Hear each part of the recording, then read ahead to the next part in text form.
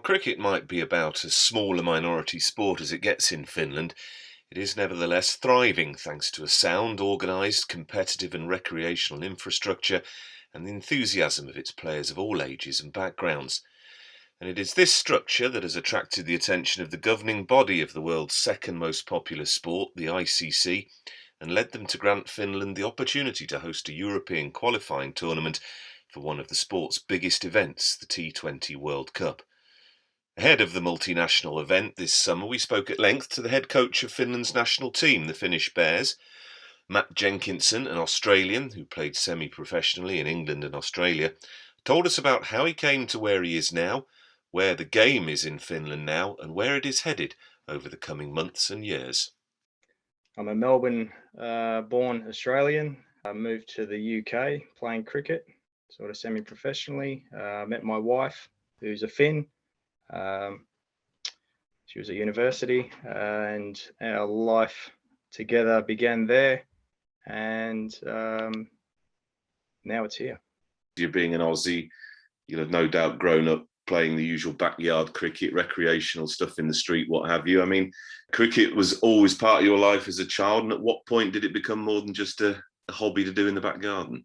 I was practically born at a cricket club, I think, my dad's. So I did a lot of growing up there. That progressed onto, I think, as you said, the backyard cricket.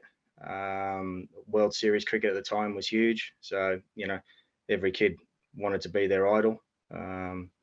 So the backyard cricket was quite fierce. And I remember even the War brothers, or the War family, I should say, talking about their sort of upbringing. And, to be honest, it was a very similar thing, fierce, tough, competitive cricket with your brothers in the backyard.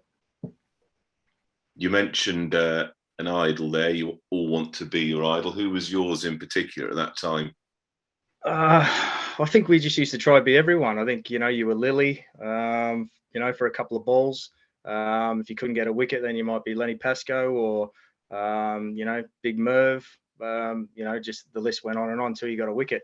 And you probably, tried to imitate their styles of bowling as well. So, it was great fun. Absolutely, fantastic memories. Any other sport that took your fancy, or was it all cricket? No, I think Australia, being a sporting nation, you're just encouraged to play everything, I suppose. So I suppose competitive sports were, the two main ones. Where I'm from, sort of Aussie rules in the winter, and you played cricket in the summer. I had a lane across the road from me where I used to, skateboard. Growing up in the 70s, I guess, so skateboarding was a big thing for me as well. I used to play tennis against a brick wall, just by myself. Just get outside and go play, go do something.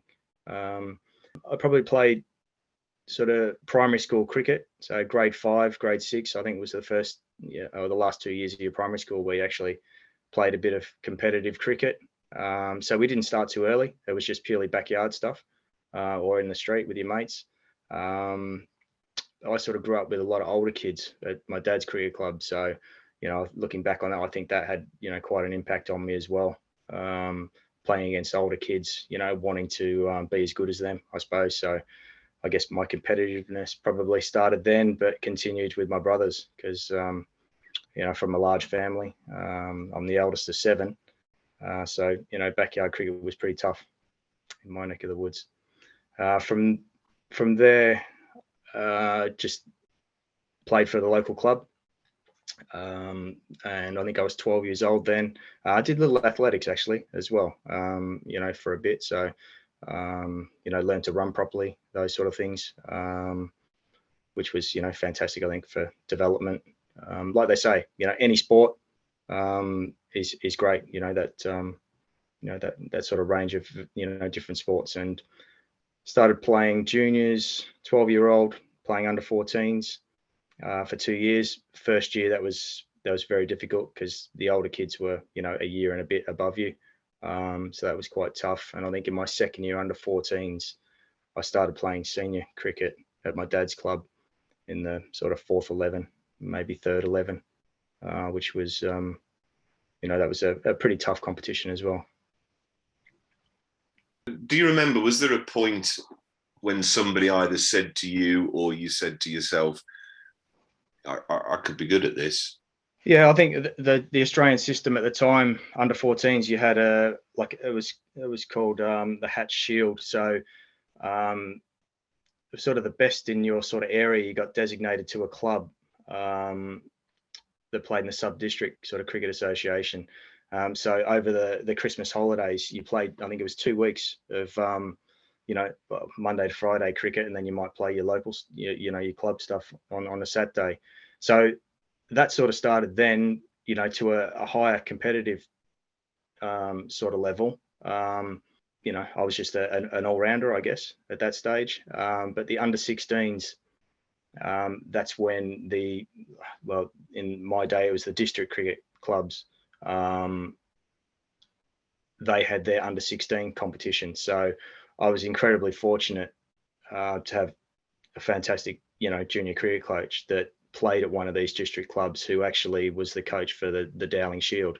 I just had terrific coaching from the start, great ethic, work ethic at training. There was no messing around, taken seriously. And from there, you got invited to, depending how well you did in the tournament, you got invited to come play in the fourth 11, because at that time of the season, which was sort of midway, a few people would drop off from those clubs. So, it's basically 44, 411s, everyone pretty much aspiring to play for, their state or Australia.